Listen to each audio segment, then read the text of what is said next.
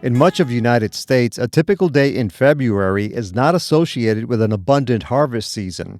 In central and southern Arizona, however, our winter's mild and sunny days are ripe for the picking. In a typical year, and this is a good year, we get hundreds of fruit, and it's just too much for us to use, and it would just go to waste, and the birds get it eventually. That's Arnie, a retired resident who lives on Tucson's northeast side. He and his wife moved here in the 1980s. She wanted access to fresh fruit in the backyard, so they planted 3 trees. So one is a lemon, and one is a grapefruit, and one is an orange. And it's an edible orange. It's not a decorative orange. So they're fairly tasty. Did you try giving some to your friends and family and neighbors and so on initially? I did, but they have the same problem. So they don't want any more fruit. So Arnie called Iskashitaa Refugee Network. Iskashitaa is a nonprofit organization that has several programs, including harvesting citrus and other fruit. A team drives to your house, picks the produce, and takes it away for consumption elsewhere. This is my 5th year doing it.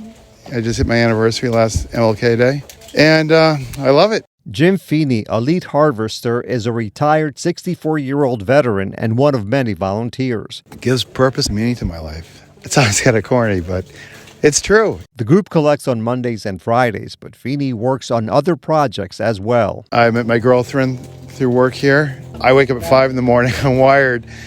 I got to wake up. I got to do something. I got a place to go, and this gives me that purpose and meaning. Sam Shibley is another volunteer. We got to be there for each other, especially in these times. Community is the biggest thing. Makes us healthy, Community. That's one of the major principles for Iskashitaa's founder, Dr. Barbara Iceworth. That food was dropping on the ground, and we're putting land, love, and water into these trees, up to 100 years old, some of the grapefruit tree around town. And I thought we could be the connectors to get the food for the refugee families. From families to food banks, shelters, and more, the bounty has been spreading. 10,000 pounds, 20,000 pounds, 50,000 pounds. Now it's about 75,000 pounds a year, up to 150,000 pounds a year, with a grand total of 2 million pounds over our lifetime of 22 years. Odasmo Nyingingo is an asylum seeker from Burundi, Africa. He's been in Tucson for less than a year, but has joined Iskashitaa as a board member and volunteer. I do participate in many activities organized at Iskashitaa, harvesting being one of them. But I also do food preservation, we do cultural activities, art, and I help in especially translation and interpretation for refugees who come from across Africa. And with my background in East Africa, with the French, Kiswahili, Kirundi, and Kinyarwanda, I do help them to translate and interpret. The services are vital, he says, and supporters agree. Here's Arnie again at his house with the trees.